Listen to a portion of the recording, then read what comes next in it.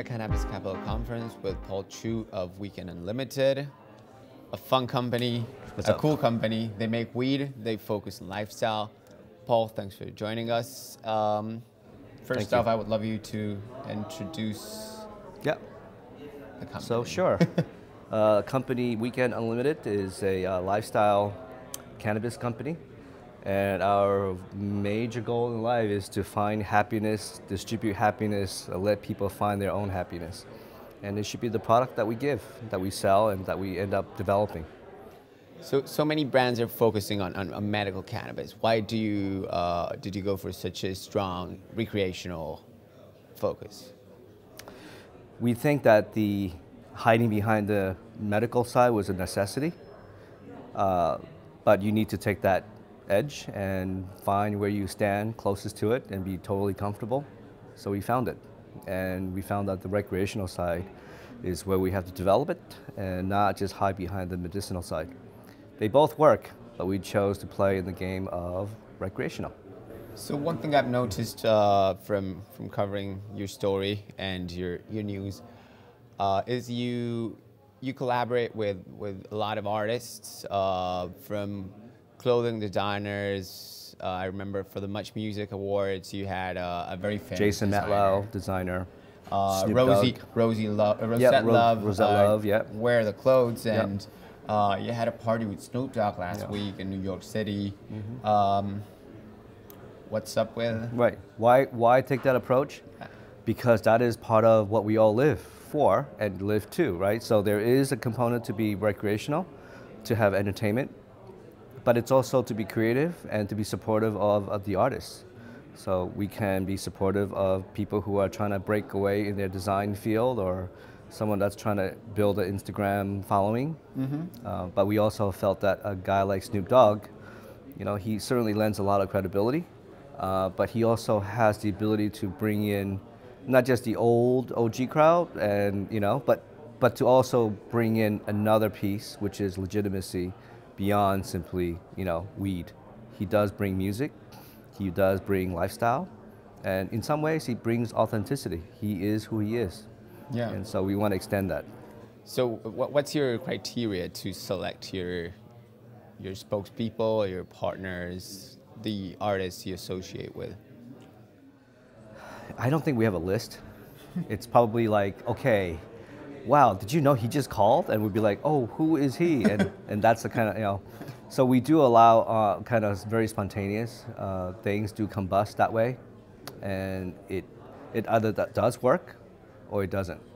And sometimes it's just being in the right place with the right person, with the right concept, and with the right venue. And we have done a lot of wrong menus too. So it's not like everything was a home run. Yeah. I can see that. One learns from mistakes. So you joined the company fairly recently. You mentioned before that in your background is the creation of Monster beverages, and you said almost by chance, right? I kind of stumbled upon it. Like, can you briefly share the story? Things. Well, I think a lot of the successes that I have experienced, they're all through really mistakes.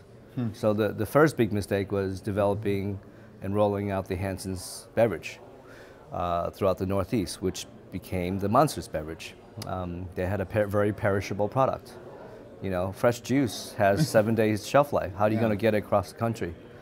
So we developed things like, flash freezing it with a different bottle, blah, blah, blah, and then eventually just getting it into the right channels. We got into Cisco, we got into 7-Eleven, and then Monsters beverage, that's a whole different category that nobody knew how to place. Yeah. What is an energy drink at that where time? Do you sell it? Who buys it? Yeah. Oh, it started off with skateboarders and surfers.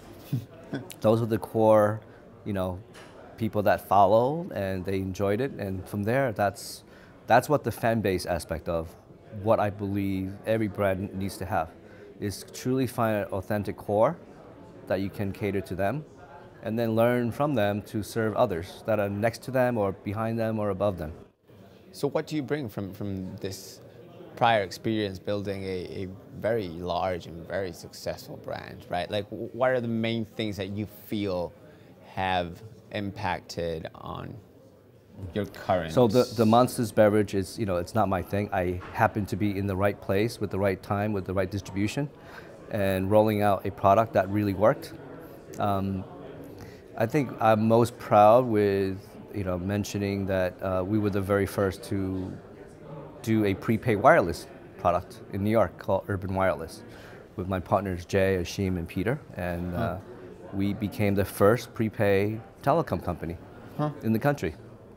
And we eventually exited that and sold it to T-Mobile. Wow. We also developed, at the time it was kind of new, which is how do you get prepayments to be recharged, a top up? Yeah. So we actually got a whole distribution network of, think of it as like a Visa network, Yeah. But they're made of prepaid retailers that accept payment. Yeah. So that was kind of a new and unique way, and we found that too is that listening to the customers, that what is needed, develop the technologies that can serve them, and then find a way to make a living or exit. So, from your experience, can you share some advice for people in the cannabis industry or looking to get into the cannabis industry and develop a strong brand like Weekend Unlimited is? I think it's everybody's path to find their own. You have to hit the wall yourself, but there are ways to not hit the wall. And sometimes it is through advice, but it's also through trial and error. The hardest thing is to admit that your concept doesn't work, So it doesn't work, not because you didn't try it, it's just either too early or too late or underfunded. So being accepting rather, to the possibility of failure, but be humble enough to work very hard, because everything can work. What is the biggest lesson you've learned in your time with Weekend Unlimited as it relates to being a publicly traded company? If you had to pick one, right? Wow. I think learning the compliance, learning the governance, just the speed of cannabis is already crazy. As an MSO, it's even more demanding. But then you also have to make sure that you are compliant, you are filing things on time, you're accurate. We cannot be deceitful. So in that sense, and we also have to have staff and make sure that they're taken care of. And so I'm not sure how to answer it because it's still very new. It's only been a month that I've been on, but I love it. So you just brought up you're an MSO, which is a multi-state operator. Now, what's the biggest challenge that you've encountered, when running a multi-state cannabis company, which the federal state still conceives as not fully legal, let's say? I think the biggest hardship is making sure that every department that runs a vertical is capable.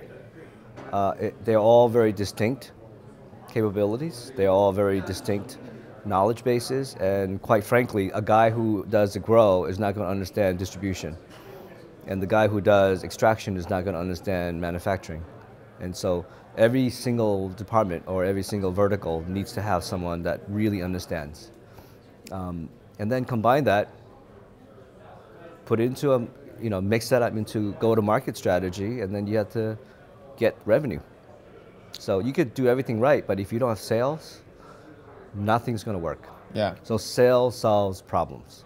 So MSO, the next phase of MSO is you need to have sales and you need to have a brand to really lead it into sales. So we're taking that approach and making sure that Weekend in itself has a product line named Weekend. It is going to be pretty ubiquitous, and it's something that we all use as a vernacular, and we all think about it. Well, maybe this is a good way to productize. It is in our name. It is in our genes. So we'll use it. So the last question is, what's next for Weekend Unlimited? Are you eyeing expansion? What are the plans? What are you planning to do to deliver value to your shareholders and your consumers? I think we kind of serve that holy, trinity, is that you have to take care of your customers, and you have to take care of investors, and then you also take care of the founders, or the entrepreneurs that made it happen. And it depends, long term or short term. So we do have a plan, two-prong approach. One is to keep growing our revenue, but also to expand beyond the markets we're in. So New Jersey, New York, Michigan, Massachusetts. These are all new markets that we have to be in, but we also have products that we have. Candy candies, for instance.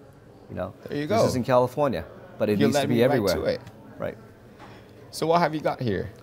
This is Candy Candies, the best-selling hard candy in Southern California, with 35% market share, 31 flavors. It's delicious. So this one is blueberry, strawberry, raspberry, and blackberry.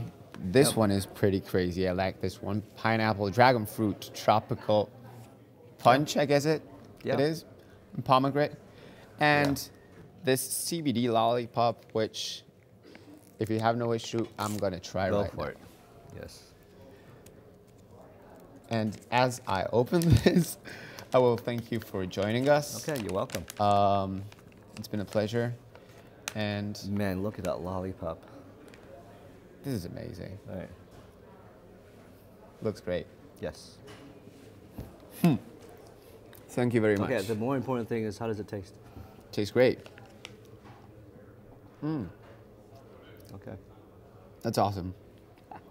Thanks for joining us. All right, thank you.